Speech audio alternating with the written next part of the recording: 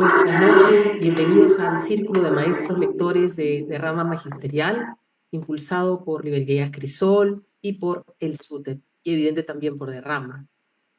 Es muy grato poder entrar ahora a nuestra segunda sesión de este interesante libro, El túnel, de Ernesto Sábato. En nuestra primera sesión leímos los capítulos del 1 al 9, hoy haremos los que siguen, un grupo más, y también mencionamos un poco sobre la vida, un datito pequeño sobre el Ernesto Sábato. Quiero darle la bienvenida a los maestros que están presentes. Por favor, ¿de dónde se contactan? ¿Dónde están? Por favor, nos gustaría que escribieran en el chat.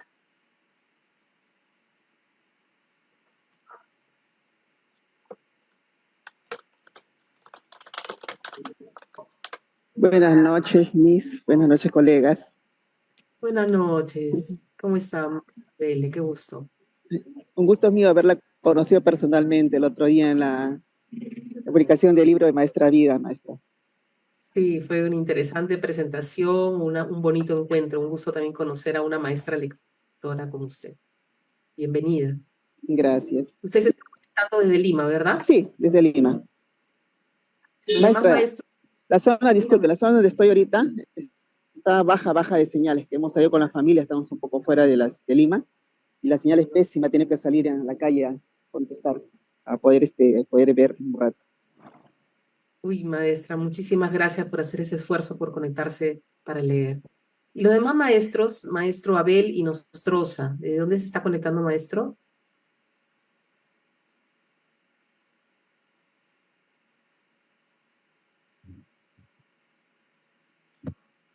A ver, otro maestro que quiera saludarnos y mencionarnos de dónde se conecta.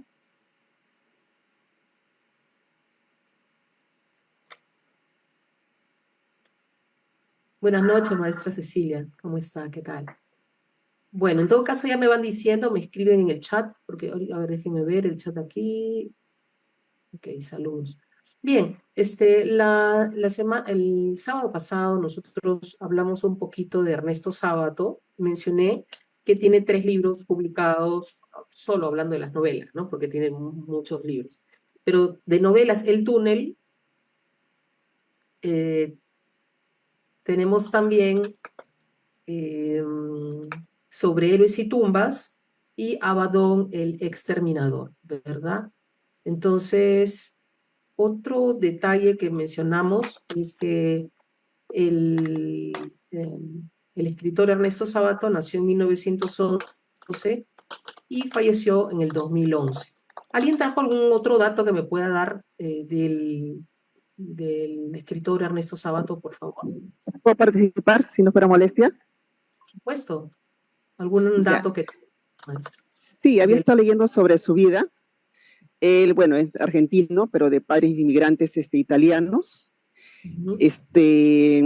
Bueno, según supongo yo que su infancia fue muy triste porque su padre tenía un carácter muy fuerte, muy feo, tanto que él tenía miedo y su mamá dice que lo escondía debajo de la cama para que no lo castigue. También él era, eran 11 hermanos, él fue el número 10, pero el hermanito número 9 falleció, se llamaba Ernesto. Y cuando él nace, pues le ponen el nombre de Ernesto, y como que él se sentía que era un suplente, ¿no? Que estaba cumpliendo las funciones del hermano. Bueno, él termina su primaria en un pueblito y luego la secundaria la hace en otro pueblo, donde conoce, ahí se inspiran los profesores de literatura y ahí parece que le nace un poco la vocación.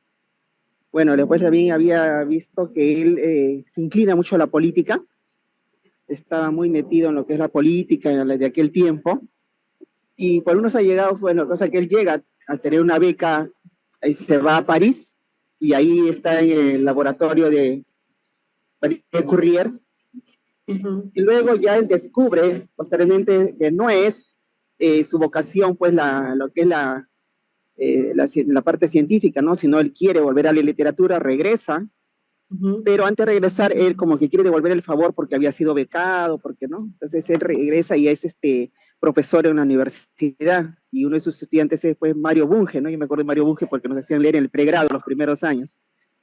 Bueno, la cosa es que él regresa, como le digo, y se desliga totalmente la parte de la ciencia porque él había sido también científico y se muda a un pueblo, ya estaba casado, tenía hijos, se muda a un pueblo donde no había ni luz ni agua para que pueda él desplayarse en su faceta de doctor, perdón, de escritor.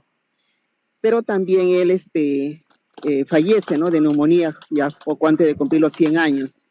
Bueno, no quería andar tampoco mucho en su vida porque estoy seguro que los colegas también seguro querrán participar.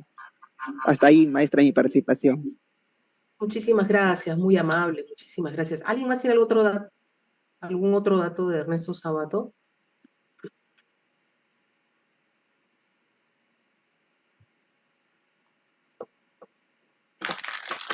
Ya, si no hay otro dato más, entonces, a ver, nos vamos a nuestra lectura. Ya voy a empezar a compartir un ratito.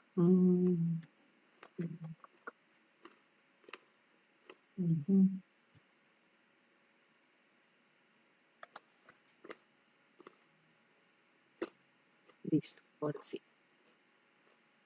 Entonces, vamos a empezar en nuestra... ¿Alguien quisiera hacer un pequeño resumen de lo que pasó desde el capítulo 1 hasta el 9, más o menos? ¿Qué ideas pueden tener de la lectura? Hemos visto a nuestro Juan Pablo Castel, ¿verdad? A nuestro pintor, que tiene ideas un poco obsesivas y empieza a narrar qué cosa. Él narra que mata a la mujer, a la única mujer que se interesó en sus cuadros. Ya, en su cuadro, no a la ventana. Toda la situación, cómo fue, ¿no? Cómo fue antes de que pasara eso, ¿no? Muy bien. Entonces, ¿y cuál es la personalidad de Juan Pablo Castel, más o menos? Parece que una persona un poco tímida, menos él se decía que era tímido, que muy introvertido, que no podía entablar una conversación, a veces tenía envidia. Toda la situación, ¿cómo fue, no? ¿Cómo fue antes de que pasara eso, ¿no? La conversación. Muy bien. Entonces, ¿y cuál es la personalidad de Juan Pablo Castel? Se sintió que la única persona que había comprendido es una persona un poco tímida, menos él se decía que era tímido, pero también él se obsesionó, yo creo que podía obsesionó con la conversación, a veces tenía envidia, y bueno, más adelante ya se entera que era facilidad la conversación. Así es, perfecto. Entonces, ¿algún comentario más sobre eso? ¿Alguien más quiere aportar algo? Si no, ya pasamos a nuestro capítulo 10.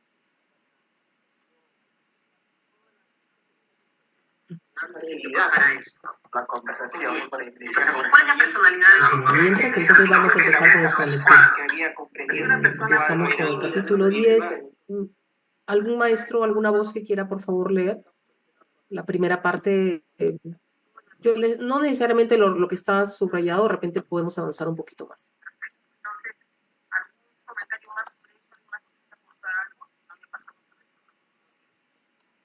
Maestro Abel, Alex, Cecilia, Eder, Maestro Miguel. Hola, maestra, aprovechando que todavía tengo señal, ¿me gusta? Claro, por supuesto, gracias, muy amable. Ya. A ver, disculpe, voy a salir un poquito a este espacio, disculpe. Ya, a ver. Dice, quedamos en vernos pronto. Me dio vergüenza decirle que deseaba verla al otro día o que deseaba seguir viéndola ahí mismo y que ella no debería separarse nunca de mí, ya nunca de mí. A pesar de que mi memoria es sorprendente, tengo de pronto lagunas inexplicables. No sé ahora qué le dije en aquel momento, pero recuerdo que ella me respondió que debía irse. Esa misma noche la hablé por teléfono. Me atendió una mujer cuando le dije que quería hablar con la señorita María Iribarne.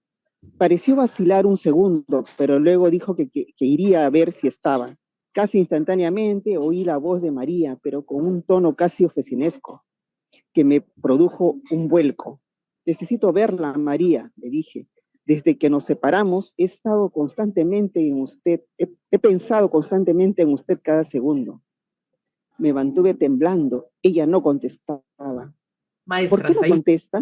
Ah, ya, listo. Hasta ahí, gracias, maestra. Entonces, acá nosotros observamos, ¿verdad? La parte, por ejemplo, la parte que está al comienzo, sombreadita, y dice algo, me dio vergüenza decirle que deseaba verla al otro día o que deseaba seguir viéndola ahí mismo y que ella no debería separarse ya nunca de mí.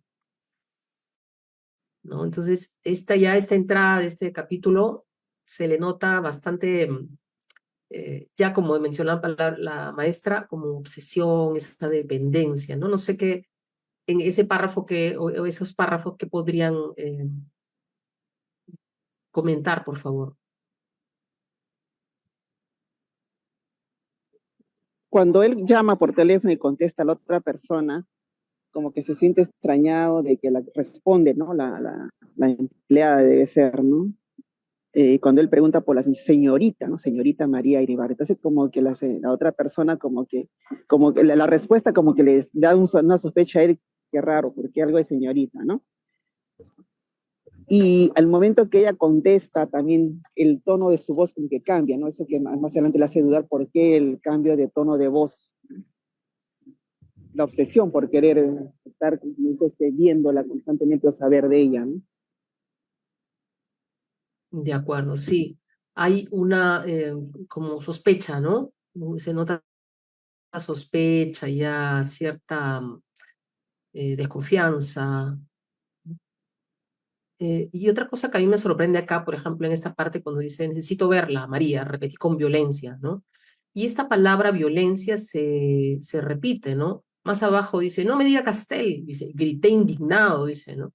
O sea, él mismo puede describir cómo él habla.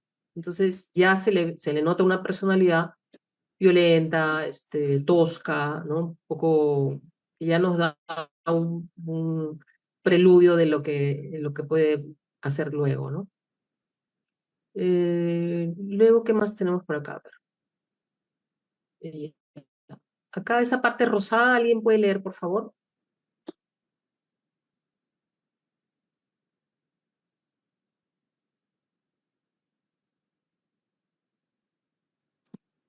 Puedo leer. Por supuesto, maestro. Buenas noches. A ver, ojalá que no me interrumpa el ruido ahí en una iglesia evangelista que es un ceremonia. Bien, la imprecisión siempre me ha irritado. Sí, pero yo le he dicho que no he dejado de pensar en usted. Respondí, usted no me dice que haya pensado en mí. Pasó un instante, luego respondió, le digo que he pensado en todo. No ha dado detalles. Es que todo es extraño, ha sido tan extraño, estoy tan perturbada. Claro que pensé en usted, mi corazón golpeó, necesitaba detalles, me emocionan los detalles, no las generalidades. Pero ¿cómo? ¿Pero cómo? ¿Cómo? Pregunté con creciente ansiedad. Yo he pensado en cada uno de sus rasgos, en su perfil, cuando miraba el árbol, en su pelo castaño, en sus ojos duros y cómo de pronto hacen blandos en su forma de caminar. Tengo que cortar, me interrumpió de pronto. Viene gente, la llamaré mañana temprano, alcancé a decir. Con, bueno, esa parte no la veo ahí. Sí, está fine. Ah, acá sí. Gracias. Sí, sí. Ya, maestro, muchísimas gracias. Dice, la llamaré mañana temprano, alcancé a decir con desesperación, ¿no? Y otra vez, otra palabrita que nos muestra cómo el autor va eh, marcando ya una ruta en la personalidad, o sea, de los hechos con la personalidad de nuestro personaje, ¿no? Ya mete la palabra con desesperación. Hemos visto ya las palabras angustia, desesperación, miedo, tristeza, ¿no? Pero acá en este caso, por ejemplo, ¿qué actitud le vemos a María? ¿Qué cree usted que puede estar sintiendo María en este diálogo, en esta conversación que tiene con Juan Pablo Castillo?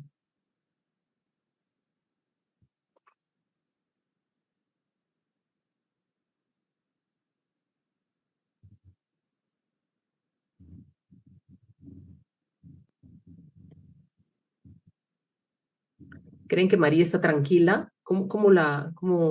¿Qué es lo que ella misma dice? ¿Cómo está?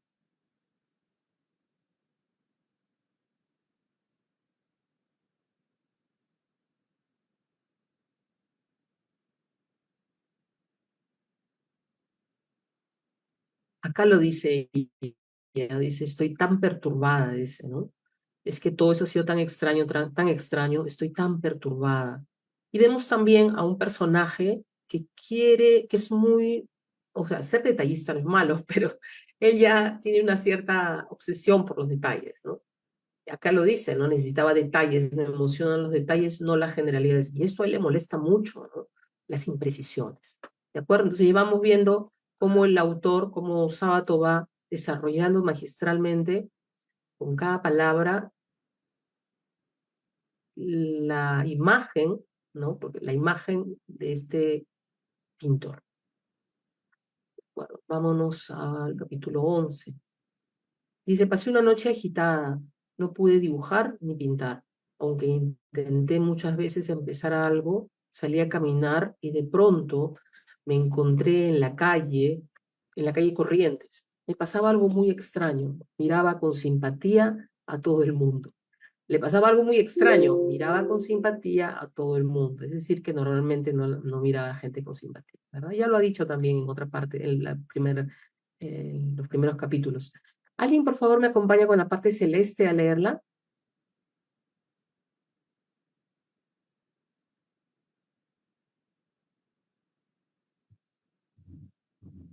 ¿Quién me ayuda a leer la parte celeste?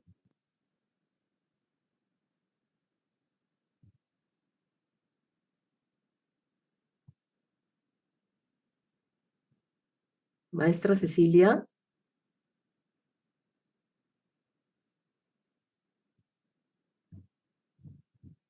maestro Miguel, ¿quiénes están por ahí? A ver.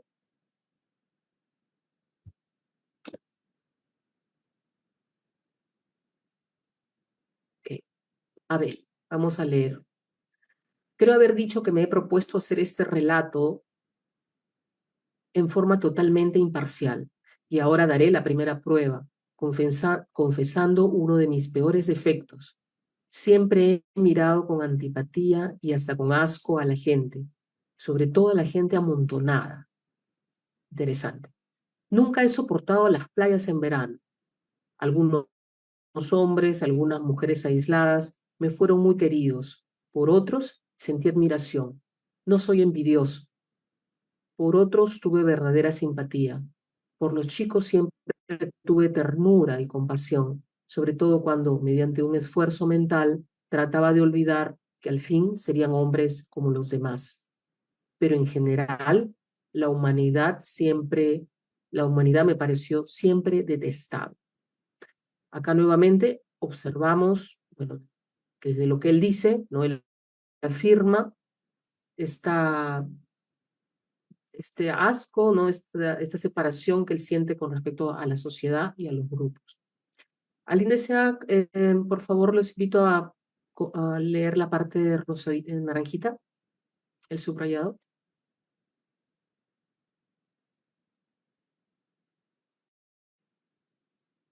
Hoy día me están privando de sus dulces voces. ¿Por qué, maestros? ¿Qué pasa? ¿Puedo leer? Por supuesto, maestro, bienvenido. No tengo inconvenientes en manifestar que a veces me impedía comer en todo el día o no me impedía pintar durante una semana el haber observado un rasgo. Es increíble hasta qué punto la codicia, la envidia, la petulancia, la grosería, la avidez y, en general, todo ese conjunto de atributos que forman la condición humana pueden verse en una cara, en una manera de caminar, en una mirada. Me parece natural que después de un encuentro así, uno no tenga ganas de comer, de pintar, ni aún de vivir. Sin embargo, quiero hacer constar que no me enorgullezco de esta característica. Sé que es una muestra de soberbia y sé también que mi alma ha albergado muchas veces la codicia.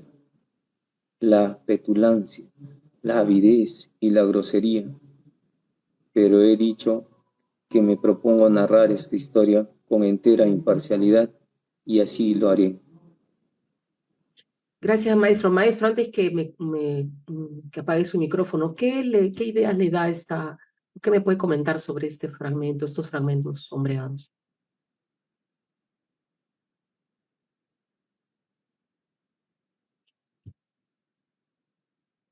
¿Cómo observa a este personaje que lo va conociendo ya? Maestro,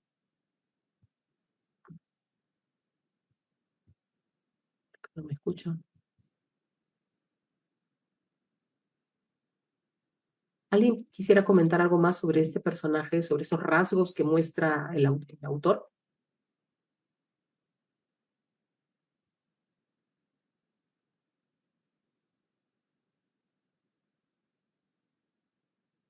Quizá porque es pintor, ¿no? Tiene una cualidad de observación, ¿no? Una capacidad de observación a tal punto que lo hace sentir tan profundamente cualquier detalle, ¿no? Quizá, digo, es una hipótesis.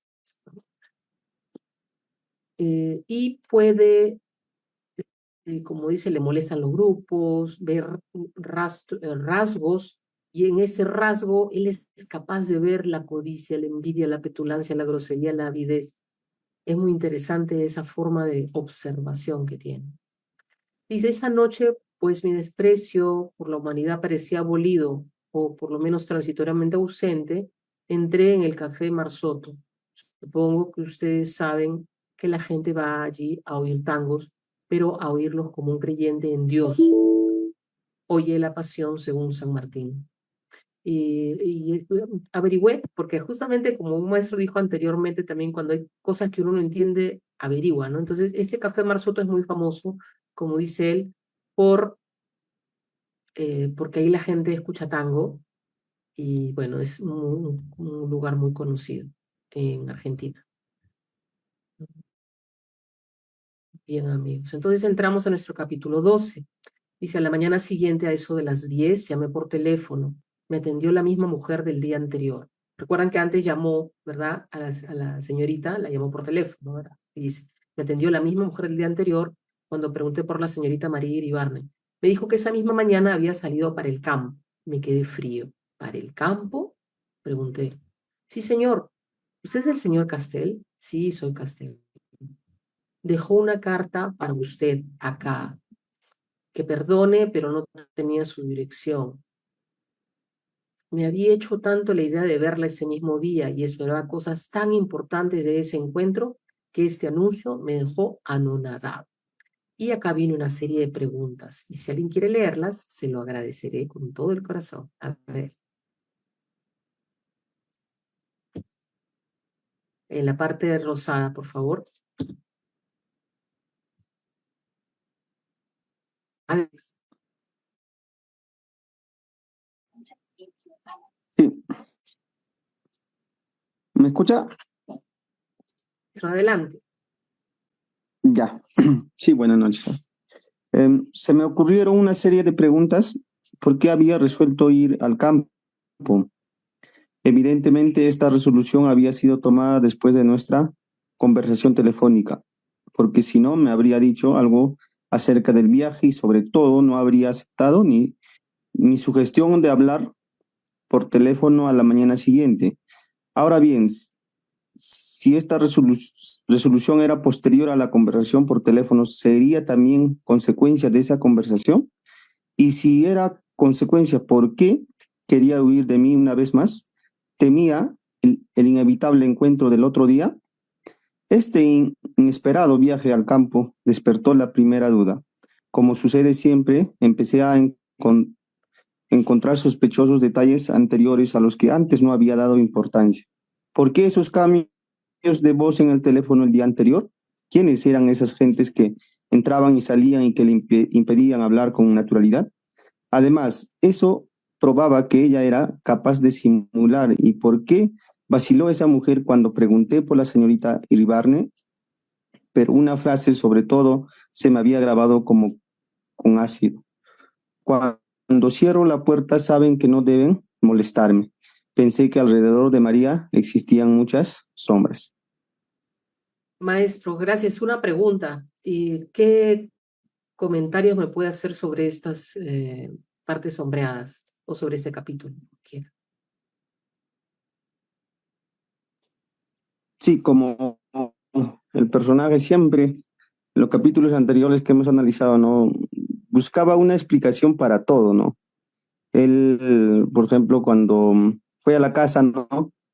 El esposo le decía que se había ido al campo a visitar a un primo, ¿no? Y él ante ellos se preguntaba, ¿no? ¿Por qué?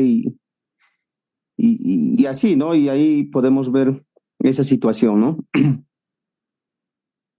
Maestro, ¿y usted cree que, digamos, ya que estamos entre maestros, ¿no? ¿Qué sería importante si un estudiante leyera, un estudiante de secundaria leyera este libro? ¿Cree que le podría servir de algo para sacar algunas conclusiones? La parte de lo que está sombreado o el libro completo. Digamos, hasta donde hemos leído. Bueno, sí hay enseñanzas que se puedan desarrollar, ¿no? Con los estudiantes. Sí hay, como en el caso, por ejemplo, de la soledad, ¿no? Otro tema también puede ser de la o el sobrepensamiento, ¿no? Que muchos adolescentes a veces se acompleja en un solo pensamiento. O ¿qué tal? No me va a salir bien en la exposición, o de repente me van a decir esto mis compañeros, ¿no? Y ellos mismos se van, digamos, derrotando antes de los hechos, ¿no? Y les puede servir de esa forma, ¿no? Ese sería parte. Gracias, maestro. Y también está el tema del amor, ¿no? Porque también los adolescentes, evidentemente, también se enamoran, ¿no? Y a veces se obsesionan, ¿no? Se obsesionan con las chicas o viceversa y sufren, ¿no? Sufren todas estas angustias, estas desesperaciones. Y me parece muy interesante porque esos diálogos son tan claros, ¿no? Y manifiestan esta intención tan, ¿cómo se puede decir? Con tan sospechosa, con celos, con esos sentimientos o actitudes que son muy negativas, ¿no? Emocionalmente, que pueden servir también para nuestros estudiantes, de repente hasta para tutoría, ¿no? Para revisar estos diálogos, cómo a veces las parejas pueden conversar así y puede ser una relación, ser los indicios, ¿no? Ser un indicio de una relación tóxica, ¿no? Bien, maestro, muchas gracias. Entonces él tiene muchas sospechas. eh, no le quedan claras las cosas. Acá va a conocer al esposo, ¿verdad? De María. ¿Alguien puede leer, por favor, aquí esta parte de María, si fueran tan amables?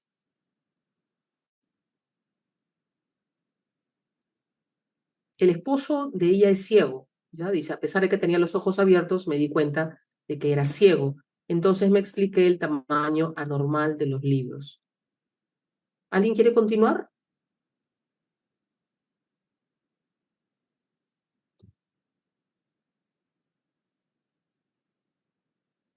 Si no, sigo yo. A ver, vamos a ver. Se bajó, ya. Usted es Castel, ¿no? Me dijo con cordialidad, extendiéndome la mano. Sí, señor Iribarne, respondí entregándole mi mano con perplejidad, mientras pensaba qué clase de vinculación podía haber entre María y él. Ahí todavía no sabía nada. Al mismo tiempo que me hacía señas de tomar asiento, sonrió con una ligera expresión de ironía y agregó, no me llamo Iribarne y no me diga señor, soy Allende, marido de María. Acostumbrado a valorizar y quizá a interpretar los silencios, añadió inmediatamente, María usa siempre su apellido de soltera. Y él dice, yo estaba como una estatua. María me ha hablado mucho de su pintura, como que de ciego hace pocos años, todavía puedo imaginar bastante bien las cosas. Parecía como si quisiera disculparse de su ceguera. Yo no sabía qué decir. cómo ansiaba estar solo en la calle para pensar en todo. Sacó una carta de su bolsillo y me la alcanzó. Acá está la carta, dijo con sencillez, como si no tuviera nada de extraordinario. Tomé la carta e iba a guardarla cuando el ciego agregó, como si hubiera visto mi actitud. Esto es muy interesante, ¿no? Como si hubiera visto mi actitud, no podía verla. Léanla nomás, aunque siendo de María no debe ser nada urgente. Yo temblaba. Abrí el sobre mientras él encendía un cigarrillo después de haberme ofrecido uno. Saqué la carta y decía una sola frase. Yo también pienso en usted, María. ¿Sí? Vamos bajando y tenemos esta parte celestita. ¿Quién me ayuda, por favor?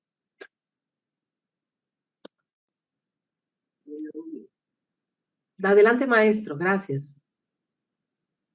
No veía el momento de huir de aquella sala maldita, pero el ciego no parecía tener apuro. Qué abominable comedia es esta, pensé. Ahora, por ejemplo, lo siguió oyendo. Se levanta temprano y me dice que se va a la estancia. ¿A la estancia? Pregunté inocentemente. Sí, a la estancia nuestra, es decir, la estancia de mi abuelo, pero ahora está en manos de mi primo, Pinter, supongo que lo conoce. Esta nueva relación,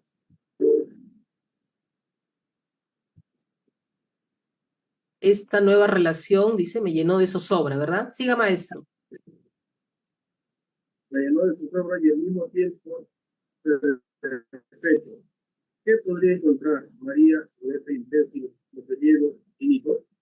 Traté de tranquilizarme pensando que ella no iría a la estancia nunca, sino simplemente porque podría gustarle la soledad del campo y porque la estancia era de la familia. Pero quedé muy triste. He oído hablar de él, dije con amargura. Antes de que el ciego oíse hablar, agregué con piedad. Tengo que irme. Caramba, cómo lo lamento, comentó ayer. Espero que volvamos a vernos. Sí, sí, naturalmente, dije. Me acompañó hasta la puerta, le di la mano y salí corriendo.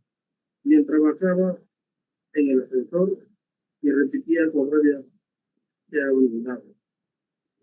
Qué abominable. Ese, Ajá. sí. Así es, qué abominable comedia es esta, ¿no?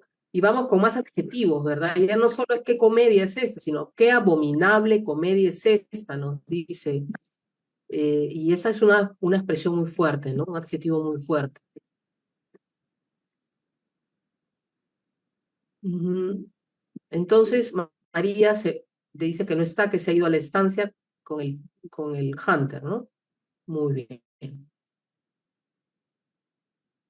Vámonos al capítulo 13. Dice, después de lo que le pasó, ¿no? Después de todo lo que escuchó, que vio al esposo de María, dice, necesitaba despejarme y pensar con tranquilidad. Caminé por posadas hacia el lado de la Recoleta. Mi cabeza era un pandemonio, una cantidad de ideas, sentimientos de amor y de odio. Ajá, de amor y de odio, preguntas, resentimientos y recuerdos se mezclaban y aparecían sucesivamente. ¿Alguien me puede ayudar, por favor?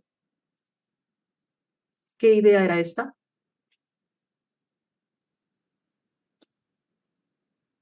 ¿Qué idea era esta, por ejemplo? De hacerme ir a la casa a buscar una carta y hacérmela entregar por el marido. Y cómo no me había advertido que era casada. ¿Y qué diablos tenía que hacer en la estancia con el sinvergüenza de Lunter? ¿Y qué no había esperado mi llamado telefónico? Y ese ciego, ¿qué clase de bicho era? Dije, ya que tengo una idea desagradable de la humanidad. Debo confesar ahora que los ciegos no me gustan nada y que siento delante de ellos una impresión semejante a la que me producen ciertos animales fríos, húmedos y deliciosos como la víbora. Y se agrega el hecho de leer delante de él una carta de la mujer que decía: yo también pienso en usted. No es difícil adivinar la sensación de asco que tiene en aquellos momentos. Traté de ordenar un poco el caos de mis ideas y sentimientos. Proceder es un método, como acostumbro, había que empezar por el principio, y al principio, por lo menos el inmediato. Era evidente la conversación por teléfono. En esta conversación había varios puntos de fondo. En primer término, y en esa casa era tan natural que ella tuviera relaciones con hombres, como lo probaba el hecho de la carta a través del marido. ¿Por qué emplear una voz neutra y oficionesca hasta que la puerta estuvo cerrada? Luego, ¿qué significaba esa aclaración de que cuando está la puerta cerrada? Saben que no deben molestarme. Por lo visto, era frecuente que ellas se encerraran para hablar por teléfono, pero no era creíble que se encerrara para tener conversaciones triviales con personas amigas de la casa. Había que suponer que era para tener conversaciones semejantes a la nuestra, pero entonces había decidido a otras personas como yo. ¿Cuántas eran y quiénes eran? Primero pensé en Uther, pero lo excluí enseguida. ¿A qué hablar por teléfono si podía verlo en la estancia cuando quisiera? ¿Quiénes eran los otros en este caso? Gracias, maestro.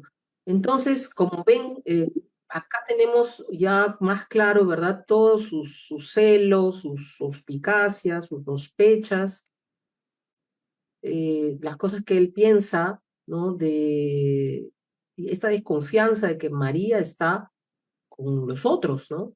No es el otro, son los otros, ¿no? Entonces aquí ya el personaje está pues bastante, ¿cómo se puede decir? Desconfiado, ¿no? Con unas sospechas muy fuertes. Entonces, a ver, y ella excluye, dice, a Hunter, ¿no? O sea, no desconfía de Hunter. Vuelve a sacar la carta y dice: yo también pienso en usted. Y miren ustedes, a lo que iba, lo que les mencioné hace un rato, el detalle, ¿no? La minucia. Dice, la letra era nerviosa, o por lo menos era la letra de una persona nerviosa.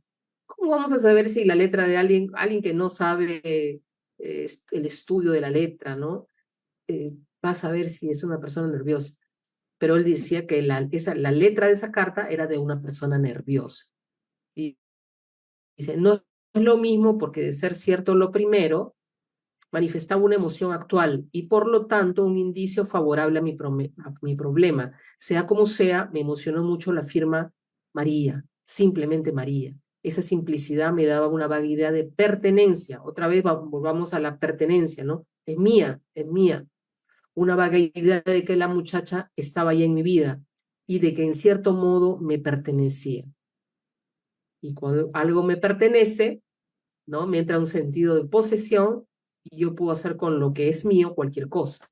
Entonces, nuevamente, magistralmente, el autor nos va llevando por ese camino con todas estas descripciones, esa narración que hace tan pertinente, ¿no? Para luego contarnos qué va a pasar. Vamos bajando, vamos bajando. Vamos bajando, a ver acá. Pero volvamos a la carta. Solamente un espíritu superficial podría quedarse con la misma hipótesis, pues se derrumba el menor análisis. María quería hacerme saber que era casada para que yo viese la inconveniencia de seguir adelante. Él se está preguntando aquí por qué ella hace que él conozca al esposo. En sus hipótesis, él dice, bueno, él quería hacerme conocer que era casada para que yo viese la inconveniencia de seguir adelante. Muy bonito, pero ¿por qué en ese caso recurrir a un procedimiento tan engorroso y cruel? No podría habérmelo dicho personalmente y hasta por teléfono, no podría haberme escrito de no tener valor para decírmelo.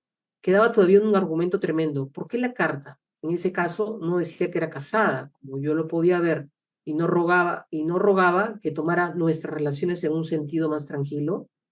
No, señores, por el contrario, la carta era una carta destinada a consolidar nuestras relaciones, a alentarlas y a conducirlas por el camino más peligroso, nos está diciendo, ¿no? Quedaba al parecer las hipótesis patológicas. Él mismo, ¿no? Él mismo lo plantea así. Quedaban al parecer las hipótesis patológicas. ¿Era posible que María sintiera placer en emplear a Allende de intermediario? ¿O era él quien buscaba esas oportunidades? ¿O el destino se había divertido juntando dos seres semejantes? Está claro, ¿no? Que él da a entender que los dos son un par de enfermos que juegan, ¿no? Vamos a decir, siendo reiterativo, este juego de llevarlo a él para que hable con el marido y nuevamente ideas, muchas ideas. Dice acá, olvidé mis áridos razonamientos, mis deducciones feroces, me dediqué a imaginar su rostro, su mirada, esa mirada que me recordaba algo que no podía precisar, su forma profunda y melancólica de razonar. Sentí que el amor anónimo que yo había alimentado durante años de soledad se había concentrado en María.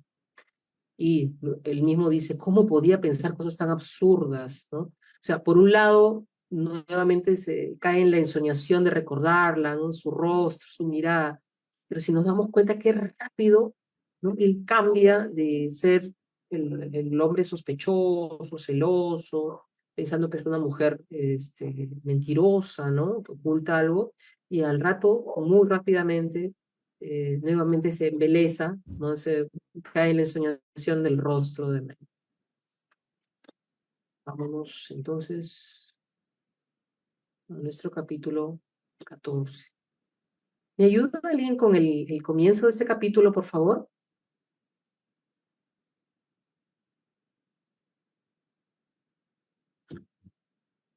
Maestros, a ver quién es. ¿Puedo leer? Por supuesto, muchas gracias. Ya, dice, los días siguientes fueron agitados. En mi precipitación, perdón, no había preguntado cuándo volvería María de la estancia. El mismo día de mi visita, volví a hablar por teléfono para averiguarlo. La mucama me dijo que no sabía nada, entonces le pedí la dirección de la estancia. Esa misma noche escribí una carta desesperada preguntándole la fecha de su regreso y pidiéndole que me hablara por teléfono en cuanto llegase a Buenos Aires o que me escribiese. Fui hasta el correo central y la hice certificar para disminuir al mínimo los riesgos. Siga, maestro, por favor, un poquito más. Allá, como decía, pasé unos días muy agitados y 1000 veces volvieron a mi cabeza las ideas oscuras que me atormentaban después de la visita a la calle Posada. Tuve este sueño, visitaba de noche una vieja casa solitaria, en una casa en cierto modo conocida e infinitamente ansiada por mí desde la infancia, de manera que al entrar en ella me guiaban algunos recuerdos, pero a veces me encontraba perdido en la oscuridad. No tenía, o tenía, perdón, la impresión de enemigos escondidos que me podían asaltarme por detrás o de gentes que chiaban, se burlaban de mí, de mi ingenuidad. ¿Quiénes eran esa gente y qué querían? Y sin embargo, y a pesar de todo, sentía que en esa casa renacían en mí los antiguos amores de la adolescencia, con los mismos temblores y esa sensación de suave locura de temor y de alegría. Cuando me desperté, comprendí que la casa del sueño era María. Qué interesante comparación, ¿no, maestro? Cuando me desperté, comprendí que la casa del sueño era María. Muy interesante, muy interesante. Y además acá menciona algo y él dice que se burlaban de mi ingenuidad, ¿no? Claro, él se siente ingenuo porque siente que lo están engañando, ¿no? Él siente que lo están engañando. ¿Algún comentario sobre hasta acá? ¿Algo que quisiera agregar a alguien? Con gusto los escucho. Sí, mira, yo un poquito ya eh, comprendiendo lo que están leyendo, porque es la primera vez que ingreso y como que ya más o menos voy aterrizando. Lo que yo veo en este caso Castel, pues esta situación que le hace, o bueno, este romance con María, lo Ujú, que hace es hacerle recordar aquel romance que tuvo, aquellos romances que tuvo en la adolescencia, donde él se sentía, pues, en algunos momentos, pues, de repente, pues, amenazado, burlado por otros, por de repente cómo él enamoraba a las chicas, o de repente quizá él era, pues, alguien temeroso, ¿no? Tímido al enamorar, y otros, pues, hacían bullying, pues, de él, ¿no? Entonces, lo que ahora básicamente le pasaba era que recordaba eso, ¿no? Pensaba, él piensa de que pues ella está prácticamente jugando con él, pues, pero a la vez también se siente obsesionado con ese amor, ¿no? Sí, eso sería. muchas gracias, maestro. Bienvenido a nuestra segunda sesión. Sí, verdaderamente eh, pinta maravillosamente a este personaje con sus actos, ¿no? Con su propio pensamiento. Este es un narrador, ¿no? Cuando hablamos de literatura es un narrador en primera persona, habla de un yo, ¿no? Porque usualmente el narrador habla en una tercera persona, ¿no? Dice, y Pablo Castel hizo esto y lo otro, y sintió esto, pero acá en este caso, en este libro que es muy interesante, el narrador es en primera persona, dice, y yo hice eso, yo pensé esto, yo sentí esto, ¿no? Y no es fácil, creo yo, escribir así en primera persona. Por eso para mí tiene más mérito todavía. Bien, entonces vámonos, gracias maestro, nos vamos al otro capítulo. Vamos a ver si le pasamos la página. Acá. Ya está. Vámonos al capítulo 15. Leo el comienzo. Dice, en los días que precedieron a la llegada de su carta, mi pensamiento era como un explorador perdido en un paisaje neblinoso. Acá y allá, con gran esfuerzo, lograba vislumbrar vagas siluetas de hombres y cosas, indecisos perfiles de peligros y abismos. La llegada de la carta fue como la salida del sol. Muy importante, ¿verdad? Pero este sol era un sol negro. Caramba, este sol era un sol negro, un sol nocturno, dice, un sol nocturno. No sé si se puede decir esto, pero aunque no soy escritor y aunque no estoy seguro de mi precisión, no retiraría la palabra nocturno. Esta palabra era quizá la más apropiada para María, entre todas las que forman nuestro imperfecto lenguaje. Aquí vemos casi lo que en poesía le llaman como oxímoron, ¿no? Como dos opuestos juntos, ¿verdad? Un sol negro, un sol nocturno, ¿no? No encaja, ¿no? Son como dos opuestos. Pero es muy poético, también revela además que aunque hay luz, también hay sombras, ¿no? Algo desagradable, algo feo. No sé si alguien quisiera, de repente hay maestros de comunicación, alguien que le guste, quisiera comentar un poquito esta forma de escribir. Pues, señorita Isabel, bueno, yo creo que aquí, por ejemplo, el autor no hace uso de lo que son los recursos literarios, ¿no? Hay una forma de repente de contradicción, ¿verdad? Ujú. Es algo análogo, ¿no? Que siempre a veces los escritores han utilizado. Yo recuerdo bastante Manuel González Prada, ¿no? Yo recuerdo si eres llama porque tu hielo inerte, ¿no? La antítesis, ¿no? De que empleaba justamente para poder dar fuerza, ¿no? A la palabra, ¿no? Como se dice, ¿no? Entonces ahí él hace esa forma análoga por su vida que está pasando él, todo lo ve magro, lúgubre, oscuro, ¿no? Y me hace recordar un poquito a la portada, ¿no? Del embudo, pues, ¿no? Toda la situación bastante oscura, ¿no? Entonces, ¿no? Ese es todo. Sí, muchísimas gracias, maestro, muy amable. Bien, entonces ahí vemos esta forma, como dice el maestro, ¿no? Esos recursos literarios que él usa, ¿no? Mm, esta es la carta que me envió.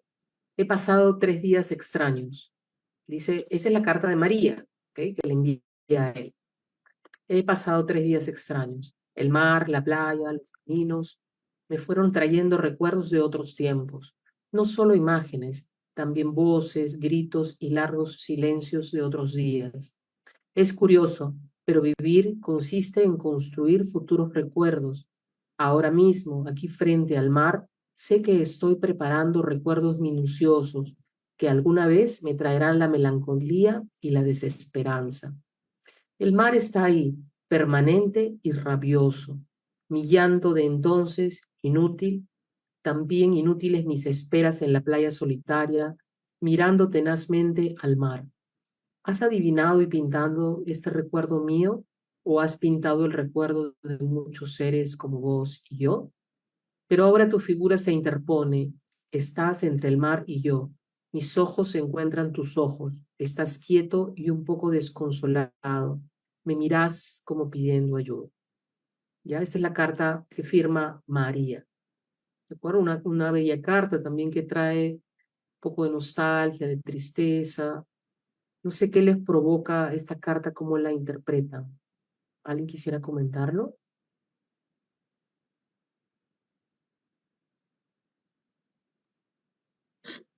Señorita Isabel, breve nomás.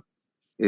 Yo creo que esto de la playa, bueno, no sé si todos experimentamos alguna vez de que cuando hemos ido nos produce añoranza, recuerdos, a veces evocando la infancia incluso, ¿no? Yo hay un pasaje de Tristitia, ¿no? Dice mi infancia fue triste, serena y sola, ¿no? Él hizo en la paz de una aldea lejana, dice, ¿no? Entonces me hace recordar un poquito esa, ¿no? Semejanza, ese análisis de que la playa es sinónimo muchas veces de recuerdo de alguna persona que de repente ya no está o de alguien con quien compartimos alguna vez momentos muy bonitos, ¿no? Entonces eso para ella, ¿no? En este caso produce esa forma de sentimiento, melancolía, tristeza, ¿no? Yo creo que todos acá tenemos siempre, dice que todo, como dices ahora, todo tiempo pasado fue mejor. Algunas cosas recordamos y nos producen melancolía del lugar donde estuvimos, de la persona que alguna vez también tratamos, alguna vez, de esos amores que alguna vez también se tuvo en adolescencia y ya no están, del que pudo ser y no fue. Entonces, son situaciones que nos hacen sensibles a todos nosotros, ¿no? Ujú. Cierto, maestro. Muchísimas gracias. Muy importante lo que menciona. Y además agregaría yo que acá él dice, ella dice, perdón, dice, cuando dice mis ojos se encuentran tus ojos, y dice, estás quieto y un poco desconsolado, me miras como pidiendo ayuda, ¿no? Ve al pintor, ve al amor, pero lo ve triste, no lo ve desconsolado, lo ve necesitado, ¿no? Pidiendo ayuda. A ver, vamos a terminar esta. ¿Alguien me ayuda con desde la parte celeste hasta el final, por favor? Buenas noches, yo la ayudo, maestra. Gracias, muy amable. ¿Cuánto la comprendía? Y qué maravillosos sentimientos crecieron en mí con esta carta. Hasta el hecho de tutearme de pronto me dio una certeza de que María era mía, y solamente mía. Estás entre el mar y yo. Allí no existía otro. Estábamos solos nosotros dos, como lo intuí desde el momento en que ella miró la escena de la ventana. Siga, maestra, por favor, hasta el final. En verdad, ¿cómo podía no tutearme si nos conocíamos desde siempre, desde 1000 años atrás? Si cuando ella se detuvo frente a mí, cuadró y miró aquella pequeña escena sin oír ni ver la multitud que nos rodeaba. Ya era como si nos hubiésemos tuteado, y enseguida supe cómo era y quién era, cómo yo la necesitaba y cómo también yo le era necesario. Ah, y sin embargo te maté. Y he sido yo quien te ha matado, yo que veía cómo a través de un muro de vidrio sin poder tocarlo, tu rostro mudo y ansioso. Yo, tan estúpido, tan ciego, tan egoísta, tan cruel. Hasta de efusiones. Dije que relataría esta historia en forma escueta y así lo haré. Muchas gracias, maestra. Me, a pesar que he leído y he releído el libro, siempre que otra vez en la lectura, en la relectura, me toca, me conmueve, ¿no? Y miren el cambio que hace además cuando él se dirige primero, empieza a decir hacia los demás, cuánto la comprendía, qué maravillosos mis sentimientos crecieron, se expresa a otros, ¿no?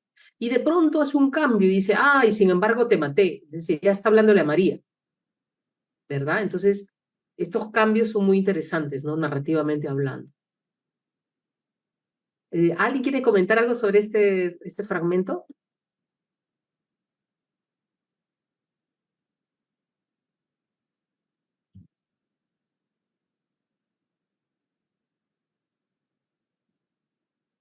Otra cosa de repente que me hace pensar, ¿no? Cómo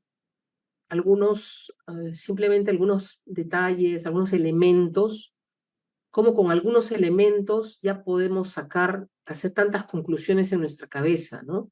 En este caso el pintor lo hace. Pequeñas cosas, ¿no? Cuando dice estás entre el mar y yo, él ya saca la conclusión de que son solo ellos dos, de que él la conocía hace 1000 años atrás, de que que la necesitaba, el otro, era toda una serie de conclusiones que parte de pequeños elementos y de sus interpretaciones, ¿no? Porque no necesariamente tenía que ser así. A ver, vámonos al otro. Sí, puedo dar una precisión, solamente bastante poética, bastante breve. Solamente me queda esa sensación de que el personaje, lógicamente pasa por una forma interna, ¿no? Confusa, ambigua, pero producto de ello son justamente los celos, ¿no? La inseguridad, ¿no? De un principio que tenía sobre María, ¿no? Y él, creo que su personalidad ya denota que tiene ese carácter, ¿no? O sea, esa personalidad bastante extraña, muy extraña, por cierto, pero a la vez también, como repito, en la relación se muestra bastante dominante, ¿no? O sea, posesivo, ¿no? Y eso de que tú tú me perteneces, ¿no? O sea, mira a ella ya no como de repente una mujer, sino como un objeto, ¿no? Y eso, bueno, en la realidad pasan a veces relaciones así, ¿no? Donde se termina en una tragedia, ¿no? Una acción de que ya no es de repente el amor, sino ya se obsesiona, ¿no? Sobre la figura de la chica, ¿no? Entonces es un motivo justamente, como dice usted, ¿no? Para dar en el aspecto psicológico, ¿no? ¿Qué pasa en la mente de esa persona, de esas personas que se muestran caballeros, amorosos? Porque él mismo dice, ¿no? Sin embargo, qué estúpido, ¿no? O sea, él mismo se define así, o sea, un momento cambia y en otro momento pasa a ese lado bastante, ¿cómo se dice? Vil, ¿no? Salvaje, ¿no? Sí, maestro, muchísimas gracias por su aporte.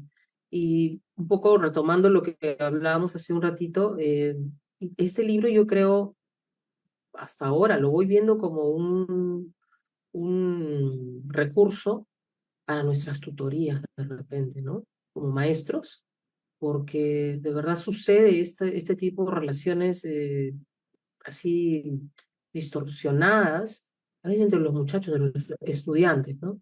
Y se enamoran, pero de pronto el muchacho la agarra, acá lo dice, ¿no? Yo la agarré fuerte, la sujeté fuerte, la grité, entonces yo creo que podría ser una cuestión literaria, pero a la vez que va haciéndoles razonar, ¿no? Al evaluar el comportamiento de estos personajes, quizá poder identificarse o identificar situaciones que en un futuro podrían tocarle, ¿no? Bien, entonces estamos en el capítulo 16. Dice, amaba desesperadamente a María y no obstante la palabra amor no se había pronunciado entre nosotros. ¿Sí? Nunca se habían dicho te amo. Esperé con ansiedad su retorno de la estancia para decírsela. Pero ella no volvía. A medida que fueron pasando los días, creció en mí una especie de locura. Le escribí una segunda carta que simplemente decía, te quiero, María, te quiero, te quiero. A los 2 días recibí por fin una respuesta que decía estas únicas palabras. Tengo miedo de hacerte mucho mal. Le contesté en el mismo instante, no me importa lo que puedas hacerme. Si no pudiera amarte, me moriría. Cada segundo que paso sin verte es una interminable tortura. Pasaron días atroces, pero la contestación de María no llegó. Desesperado escribí, estás pisoteando este amor. ¿Ya? ¿Alguien continúa leyendo, por favor? ¿Qué pasó? Al otro día,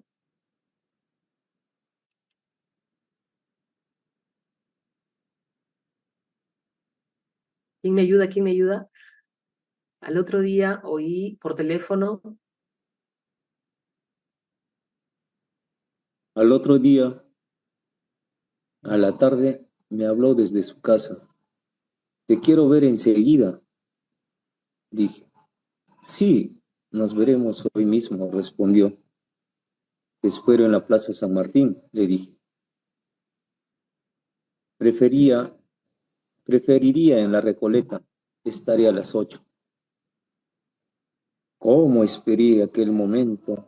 ¿Cómo caminé sin rumbo por las calles para que el tiempo pasara más rápido?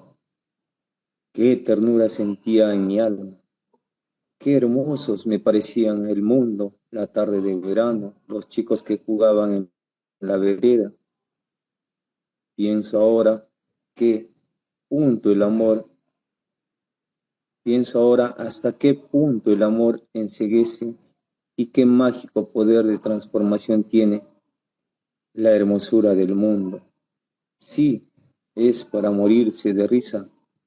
Había pasado pocos minutos de las 8 cuando vi a María que se acercaba, buscándome en la oscuridad. Era ya muy tarde para ver su cara, pero reconocí su manera de caminar.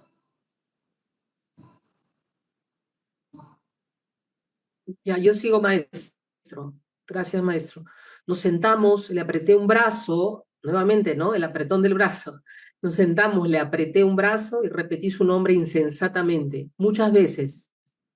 ¿Cómo le diría, no? María, María, María, María. No sé, muchas veces. ¿Cómo es decir un nombre insensatamente muchas veces? Cada uno lo sabrá, ¿no?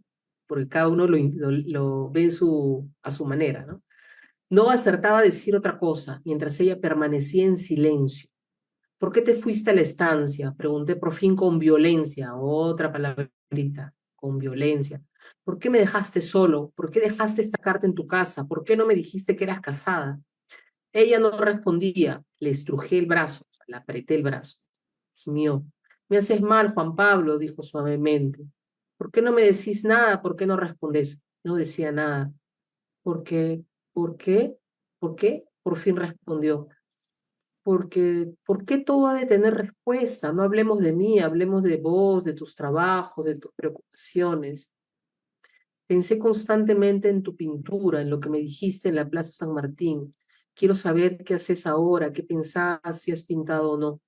Le volví a estrujar el brazo con rabia. No, le respondí. No es de mí que deseo hablar de nosotros dos. Necesito saber si me querés.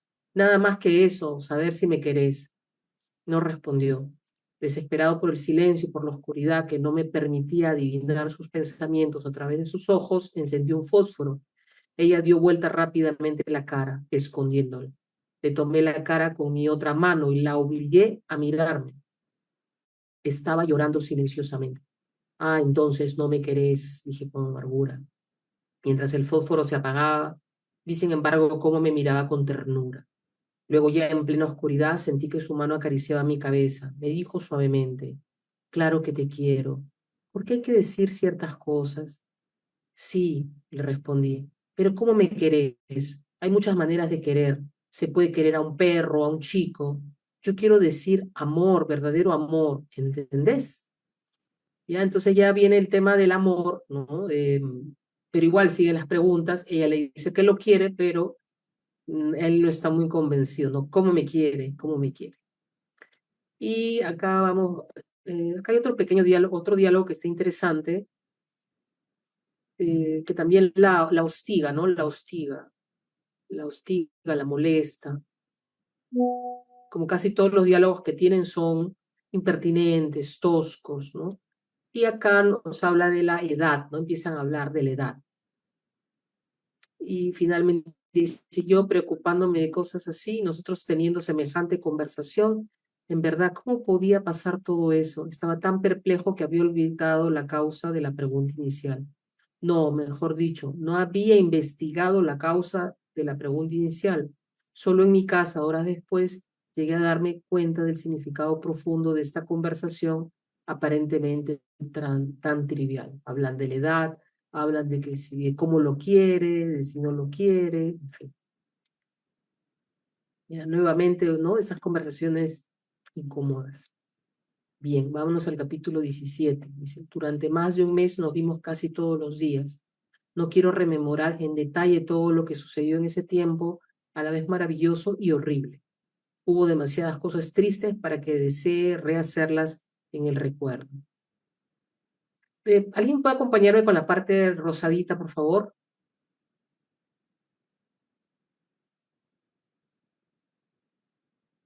Lejos de tranquilizarme, ¿quién me ayuda? A ver, una voz magisterial.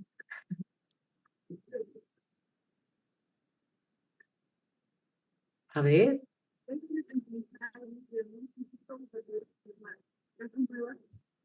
Maestrita, acérquese un poquito más al micrófono que no le escucho bien, por favor.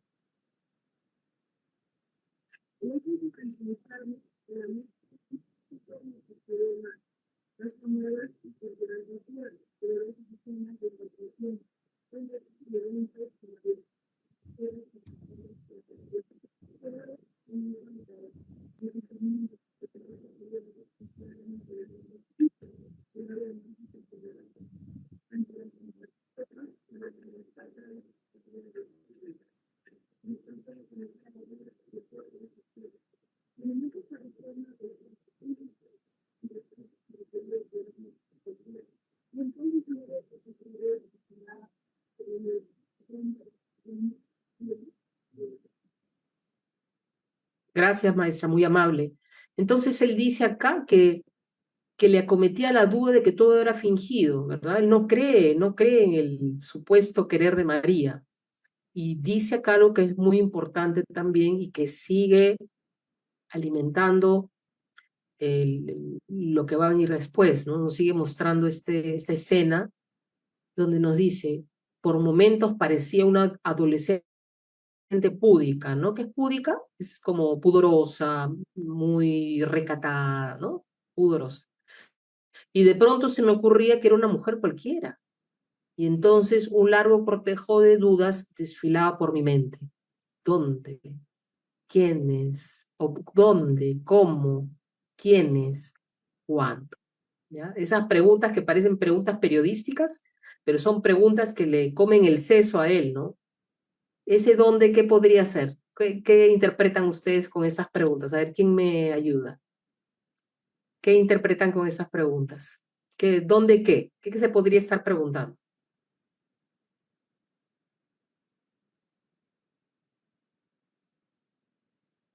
Estamos haciendo hipótesis, ¿no? Porque pueden ser muchas preguntas, pero a ver, ¿qué se les ocurre? ¿Dónde, a qué se refiere con dónde, cómo, quién es cuándo?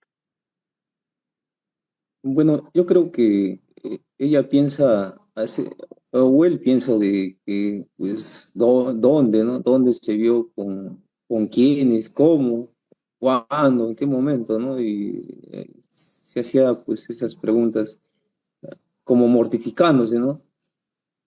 Ese sería mi comentario. Muchísimas gracias. ¿Alguien más? Sí, No, maestra. Bueno, sí, sí, le doy paso a la maestra. sí, ok, gracias. Bueno, yo creo que el pintor siente hacia María un amor muy apasionado, ¿no? Incluso llega al límite de la obsesión. Y parece ser que también es muy celoso. Como no escucha de la boca de María lo que él quiere escuchar o representa el verdadero amor, entonces se frustra, ¿no? Y siempre está cuestionándola y cuestionando el mismo el amor que ella pueda sentir hacia él, ¿no? Entonces, eso la atormenta constantemente, ¿no? Y bueno, yo creo que es muy celoso, muy. Definitivamente, concuerdo. Gracias. Gracias, maestra. Maestro, ¿quería participar? Maestro Sí, Miguel. sí, yo decía que también, como dicen, ¿no?, mis colegas, la inseguridad y a la serie de hipótesis que siempre se hacen, ¿no? Las conjeturas, ¿no? Con quién está, o con incluso los celos con su mismo esposo, ¿no? Con el supuesto primo, o sea, una serie, como repito, ya en una relación a veces que ellos ya quieren que, o sea, digamos que la pareja, todo lo que vierte, sea como él piensa, Ujú. ¿no? O sea, no quiere otra cosa más, sino él presiona, pero presiona con algo que, como dice, con una forma ya bastante dominante, ¿no? O sea, que lo que él quiere escuchar de su labio de María, tiene que escuchar lo que él piensa, ¿no? O sea, si me quieres, me está queriendo, presiona y quiere que ella le diga sí, ya, para tener esa seguridad. Pero luego nuevamente vuelven las conjeturas, o sea, en sí, él ya vive ese mundo y va a hacerlo así hasta el día eso que mata a María, porque en realidad es una persona bastante insegura, ¿no? Como nos decía, ¿no? Los celos matan y el celotípico actúa así de esa manera, ¿no? Primero se disfraza como un caballero, te invita, ¿no? Te enamora, de repente flores, chocolates, versos, guitarra, canciones, pero luego ya aparece el lado negro, ¿no? Monstruoso a veces, que a veces algunas chicas comienzan ya a conocerlo muy tarde, ¿no? Pero es una novela muy interesante que incluso a mis alumnos, bueno, en este caso, como yo estoy en la biblioteca digital, lo proyectamos, ¿no? Todo ello y leemos algunos pasajes, ¿no? Porque ellos también viven esa adolescencia del enamoramiento, ¿no? Y ahí ellos podrían reflexionar frente a quién están, ¿no? Porque como yo le digo, basta que una persona tenga la intención de golpearte y ya es un indicio ya de que las cosas no van a ir bien, ¿no? Muy interesante, maestro. Muchísimas gracias. Y me ha encantado la idea de que proyecte el libro, ¿no? Para sus alumnos y puedan comentarlo. Qué interesante esa forma de enseñarles, ¿no? Y sí, hay una cosa que le llaman en psicología el red flags, ¿no? Hay un red flag, es una bandera roja, cuidado, cuidado, ¿no? Y a veces la dejamos pasar, ¿no? Como lo dejó pasar nuestra querida amiga María. Y acá hay otra cosa que también es importante en el texto que dice, si alguna vez sospecho que me has engañado, le decía con rabia, te mataré como un perro. Él se lo decía a ella, ¿verdad? Entonces, mire, le retorcía los brazos y la miraba fijamente en los ojos, por si podía advertir algún indicio, algún brillo sospechoso, algún fugaz destello de ironía. Pero en esas ocasiones me miraba asustada como un niño o tristemente con resignación mientras comenzaba a vestirse en silencio. ¿Ya? Él inclusive le llega a gritar, ¿no? Que es una puta, le dice una cosa terrible, ella llora, pero después muy rápido se le pasa y eso también a él le da la idea de que dice, a una mujer que se le dice una cosa tan desagradable, ¿cómo va a estar luego normal? No, acá hay algo raro. Sigue, como termina acá, dice, mis dudas y mis interrogatorios, porque eran interrogatorios, no eran solo preguntas, fueron envolviendo todo, como una liana que fuera enredando y ahogando los árboles de un parque en una monstruosa trama. Muy poético también esta parte. Y vámonos a nuestro capítulo final de hoy. Dice, mis interrogatorios cada día más frecuentes y retorcidos Se da cuenta, ¿verdad? Se da cuenta que sus preguntas no son normales, ¿no? Eran a propósito de sus silencios, sus miradas, sus palabras perdidas, algún viaje a la estancia, sus amores. Él ya estaba seguro que había sus amores, ¿no? Una vez le pregunté, ¿por qué se hacía llamar señorita Iribarne en vez de señora Allende? Sonrió y me dijo, qué niño sos, qué importancia puede tener eso. Para mí tiene mucha importancia, respondí examinando sus ojos. Es una costumbre de familia, me respondió abandonando la sonrisa. Sin embargo, aduje, la primera vez que hablé a tu casa y pregunté por la señorita Iribarne, la mucama vaciló unos instantes antes de responderme. Y ella le dice, pues no, no es así, es simplemente que a mí me gusta que me digan así o me dicen de esta forma. Ok, a ver, vamos a ver a dónde terminamos para... Entonces sigue hablando, ¿verdad? Siguen, miren, se enfrascan en esta conversación de la llamada telefónica. ¿Por qué hablo así? ¿Por qué no hablo así? Y el tono, y etcétera, ¿no? ¿Alguien puede leer, por favor, la parte amarilla?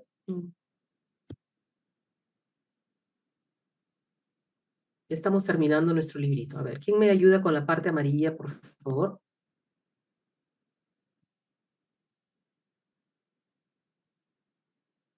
¿Puedo leer? Por supuesto, maestra. Gracias. Además, perdón, voy a agrandar. Además, proseguí. Cuando me atendiste por primera vez, tu voz era neutra, casi oficinesca, hasta que cerraste la puerta. Luego seguiste hablando con voz tierna. ¿Por qué ese cambio? Pero Juan Pablo respondió poniéndose seria. ¿Cómo podía verte así delante de la mucama? Sí, eso es razonable, pero dijiste, cuando cierro la puerta saben que no debe molestarme. Esa frase no podía referirse a mí, puesto que era la primera vez que te hablaba. Tampoco se podía referir a Hunter, puesto que lo podéis ver cuantas veces quieras en la estancia. Me parece evidente que debe de haber otras personas que te hablan o te hablaban así. ¿No es así? María me miró con tristeza. En vez de mirarme con tristeza, ¿podrías contestar? Comenté con irritación. Pero Juan Pablo, todo lo que estás diciendo es una puerilidad. Claro, te hablan otras personas, primos, amigos de la familia, mi madre, qué sé yo. Pero me parece que para conversaciones de este tipo no hay necesidad de esconderse.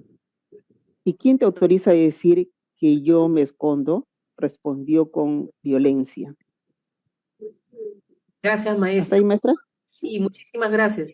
Miren ustedes que en esta parte, ¿verdad, maestra? Es la primera vez que ella actúa con violencia. ¿Sí? Es la primera vez que se le ve a María que reacciona, ¿no? Dice, ¿y quién te autoriza a decir que yo me escondo? Respondió con violencia. Primera vez que ella, digamos, se irrita, ¿no? Entonces él le dice, no te excites, vos misma me has hablado de una oportunidad de un tal Richard, ¿no? Y empieza el tema de Richard, ¿no? Y empieza el tema de Richard, que no era ni primo, ni amigo de la familia, ni de tu madre.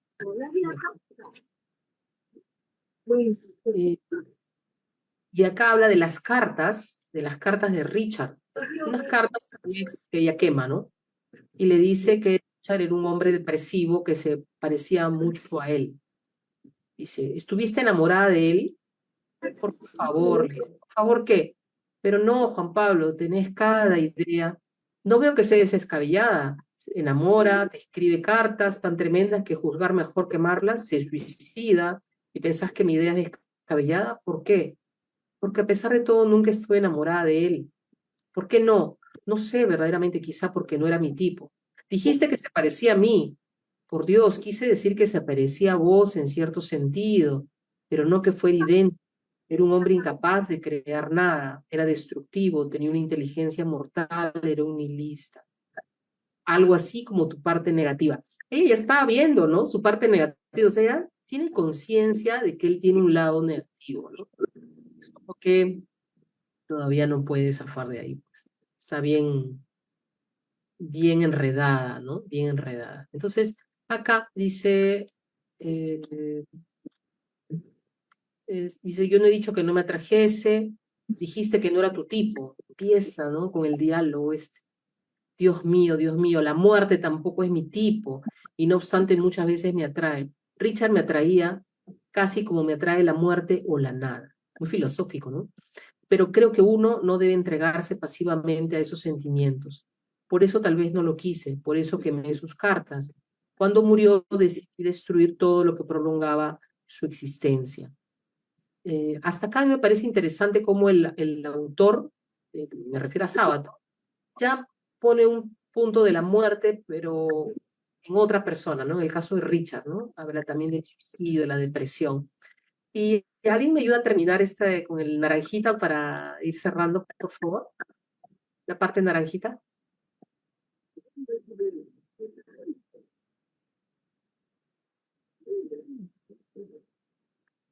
Ya con eso cerramos nuestro capítulo. ¿Me ayudan, por favor, para terminar esta parte sombreada? Yo le apoyo, Yumi. maestro. Ah, ya, ok. Gracias.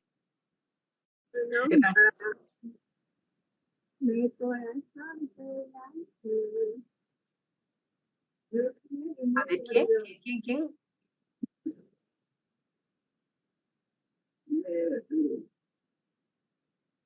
Adelante.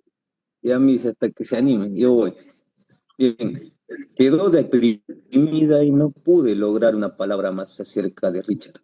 Pero debo agregar que no era ese hombre el que más me torturó, porque al fin y al cabo de él llegué a saber bastante. Eran las personas desconocidas, las sombras que jamás mencionó y que sin embargo yo sentía moverse silenciosa y oscuramente en su vida. Las peores cosas de María las imaginaba precisamente con esas sombras anónimas. Me torturaba y aún hoy me tortura una palabra que se escapó de sus labios en un momento de placer físico, pero de todos aquellos complejos interrogatorios, hubo uno que echó tremenda luz acerca de María y su amor. Muchas gracias, maestro. Entonces, bueno, estamos terminando este capítulo, maestros, y vemos cómo él, pues, en su cabeza sigue sufriendo, ¿no? Como dice la palabra, el hombre que más me torturó. Vamos viendo las palabras, los términos, no solo dice que me hizo sufrir, dice que me torturó, ¿no? Dice me torturaba y aún me tortura, es algo reiterativo además, ¿no? ¿Algún comentario antes de despedirnos? Podemos, tenemos unos minutitos para poder, 8 minutitos. A ver. ¿Alguien quiere comentar sobre todo el leído, alguna idea, algo? Con gusto los escucho.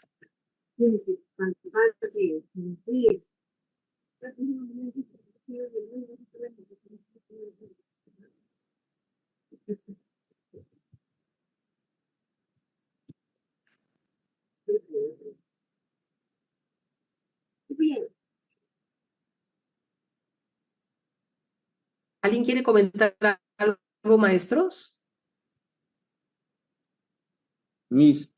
Por lo que él pues comenta es de que pues al enterarse de la existencia de este nuevo personaje es que pues se hace la pregunta, ¿no? De que, bueno, de que existen otro y cuántos más habrá, ¿no? Entonces como que esa tortura nuevamente hace que siga pues eh, sigue él sumando la desconfianza y pues y sigue creciendo pues también a la par esa obsesión, ¿no? Porque no es un amor sano el que él tenía, pues, ¿no?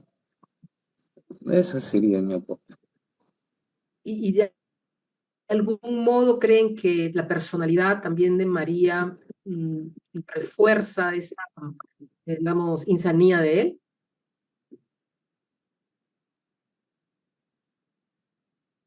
Me refiero a su pasividad, ¿no? Su pasividad que normalmente ya no reacciona ni reclama ni nada. ¿Qué piensan? ¿Eso de algún modo refuerza la actitud de Castel? Claro, Eh, yo pienso, A ver, yo pienso de que, pues bueno, si vamos a la realidad, si uno ve una mujer que, bueno, toma las cosas así a la ligera, como, bueno, toma como natural tener bueno, invitarte a su casa, teniendo un esposo, y toma las cosas así tan tranquila, pues eso básicamente hace que la otra persona que está pretendiendo, pues se ponga a pensar, ¿no?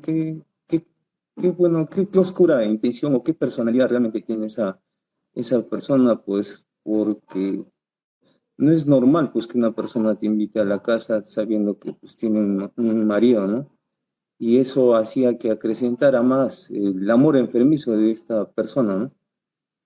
Perfecto, sí, es cierto. Entonces, vemos a un escritor, a un sábado que ha pintado, voy a decir así, con letras, ¿no? Con adjetivos, a ambos personajes de una forma que puedan eh, llevar a cabo toda la historia, ¿no? Porque si María no fuera así, sería difícil de repente de que luego pase lo que pase. Entonces, el mérito realmente es de este escritor interesantísimo, Ernesto Sábato, y el mérito es de ustedes que nos han acompañado hoy en el Círculo de Maestros Lectores. Muchísimas gracias y nos vemos en la próxima sesión. Vamos a estar contentos junio porque vamos a poder decir leímos un libro en junio y vamos a estar contentos. ¿Ya? Entonces los espero, queridos maestros, el próximo sábado. Algo breve, nomás brevísimo. Quiero mandar un saludo, bueno, en caso a los papás, ¿no? Papá de ustedes, de todos los colegas que están acá. Mañana lo pasen bien y que Dios los bendiga, les dé muchos años más de vida a todos sus padres, ¿no? De cada uno de usted y de todos los colegas. Que lo pasen muy bien el día de mañana. Muchísimas gracias también a su persona, la verdad, bonito, es un bonito diálogo, estar, ¿no? Reuniéndonos porque nos ayuda un poquito también a nosotros a crecer en nuestro hábito lector, ¿no? Muchísimas Esa es la idea y estamos muy contentos de poder contribuir a ese hábito lector y todos juntos poder ayudarnos para poder comentar, leer, y acercándonos más al libro que es nuestro objetivo, ¿no? Y sobre todo con ese objetivo nos ayuda a ser mejores maestros. Gracias, un feliz Día del Padre también para todos los que son papás, para sus familiares. Gracias por los corazoncitos y los quiero mucho. Nos estamos viendo la próxima sesión. Un abrazo grande. Bendiciones.